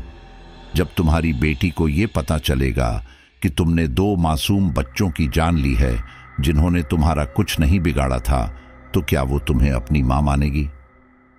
कभी नहीं। ऋतु की बातें राधिका के मन में घर कर जाती है। वो ऋतु की बातों पर सोचने को मजबूर हो जाती है, क्योंकि ऋतु कोई गलत बात नहीं कर रही थी। उसका कहना भी सही था। अंत में राधिका सबको छोड़ने का फैसला करती है और कहती है, तुम सच कह रही हो ना? तुम मेरी बेटी को पालोगी? ऋतु कहती है, हां, तुम मुझ पर यकीन करो, मैं एक मां हूं। राधिका कहती है, ठीक है, मैं तुम पर भरोसा करती हूं, तुम मेरी बेटी का ख्याल रखना। ऋतु कहती है, तुम बेफिक्र रहो, वो तुम्हारी नहीं, नील की बेटी भी है और नील की बेटी मेरी। राधिका कहती है, ठीक है, तो मुझे मोक्ष चाहिए। मेरा शरीर आज भी उस घर के बगीचे में एक पेड़ के नीचे दफन है। इतना कहकर निशी बेहोश होकर नीचे गिर जाती है। अपनी बेटी को गिरता देख ऋतु भागकर उसे संभालने आती है। निशी, निशी क्या हुआ? निशी आंखें खोलती है और कहती है, मम्मा। इतना कहकर वो अपनी मां से चिपट कर रोने लगती है। ऋतु उसे गोद में उठाकर इधर उधर देखती है। सब कुछ सामान्य हो गया था। ऋतु जल्दी से गुरुजी को डॉक्टर के पास लेकर जाती है, क्योंकि उन्हें काफी चोट लगी थी। इसके बाद वो गुरुजी से राधिका के मोक्ष के लिए बात करती है, तो गुरुजी कहते हैं, हमें राधिका का शरीर जमीन से निकलना होगा और पूरे विधि विधान से उसका अंतिम संस्कार करना होगा। इधर ऋतु सभी अनाथालय और नील के कलीग की मदद से प्रिंसी का पता ढूंढ लेती है। प्रिंसी की सही पहचान करने के लिए ऋतु उसे नील मुकेश का फोटो दिखाकर पूछती है कि क्या यही तुम्हारे पापा हैं? वो कहती है, हाँ। ये सुनकर ऋतु उसे गले लगा लेती है और अपने घर ले आती है। वहीं पुलिस की देखरेख में उस खंडहर घर से राधिका का सड़ा गला शव निकालकर उसका अंतिम संस्कार किया जाता है। ऋतु आज भी अपनी बेटी नैन्सी की याद में तड़पती है। एक दिन वह उस खंडहर घर में जाती है और उस ओइजा बोर्ड को ढूंढकर उसे आग लगा देती है, क्योंकि उसकी बेटी की मौत का कारण यह ओइजा बोर्ड भी है। अब अपने घर का खर्चा ऋतु खुद ही उठा रही है। कुछ दिन बाद गवर्नमेंट की तरफ से भी उसे मदद मिल जाती है। ऋतु आज भी प्रिंसी और निशी को बराबर का प्यार करती है। तो साथियों, हमारी आज की ये स्टोरी यहीं पर कंप्लीट होती है और मुझे पूरा यकीन है कि ये स्टोरी आपको काफी पसंद आई होगी। साथियों, ओइजा बोर्ड के बारे कुछ लोग मानते हैं कि ये नकारात्मक शक्तियां का प्रतीक है, तो कुछ लोग इसे केवल गेम मानते हैं। मैं नहीं जानता कि आप इसे क्या मानते हैं या क्या नहीं मानते, लेकिन इतना जरूर है कि हमें इन चीजों से दूर ही रहना चाहिए। बच्चों को इन चीजों से दूर रखना चाहिए, क्योंकि अगर आपको खेल ही खेलना है तो काफी सारी ऐसी वस्तु हैं जिनसे आप खेल खेल सकते हैं। लेकिन अगर कोई यह कह रहा है कि उन चीजों में नकारात्मकता है, तो हो सकता है कि उनमें ऐसा कुछ तो रहा होगा, तभी इस तरह की बातें बनी होंगी। अब कभी कभी ये चीजें काम कर जाती है और कभी कभी ये चीजें काम नहीं कर जाती, तो बेहतर यही होगा कि बच्चों को इन चीजों में इंटरेस्टेड नहीं होने दें और खेल में दूसरी चीजों का उपयोग करें। मैं जानता हूं काफी कम लोग ऐसे होंगे जो आखिर तक स्टोरी को सुन रहे होंगे, लेकिन कुछ साथी कहानी को पूरी सुने बिना ही मिस्टर एक्स की लॉयल फैमिली वाला कमेंट कर देते हैं। लेकिन आज मैं आपको एक नई चीजें लिखने को दे रहा हूं, और जो साथीगण इस चीज को लिखेंगे, मैं समझ जाऊंगा कि उन्होंने आखिर तक स्टोरी को सुना है। तो वो लिखिए, सुनकर मिस्टर एक्स की कहानी दिल को मिली ठंडक सुहानी, और उनका नाम अगली स्टोरी में जरूर लिया जाएगा। तो चलिए अब हम अपने फैमिली मेंबर्स का नाम लेते हैं। पुष्पा राणा, नागपुर। बलवंत सिंह, दिल्ली। फैज अंसारी, मालेगांव। हरि कुमार, दरभंगा, बिहार। कंदर्प कौशिक, सिंगापुर। राजू तेयड़े दिल्ली, विशाल नागपुर, ज्योति मसूद सांगली, सिमरन ढालीवाल स्पेन, राजू यादव बिहार, अरमान खान कुवैत, गोपी कृष्णा सोलापुर महाराष्ट्र, सुनील चंद्रवंशी। आप सभी का बहुत बहुत धन्यवाद। मिलते हैं अगली स्टोरी पर।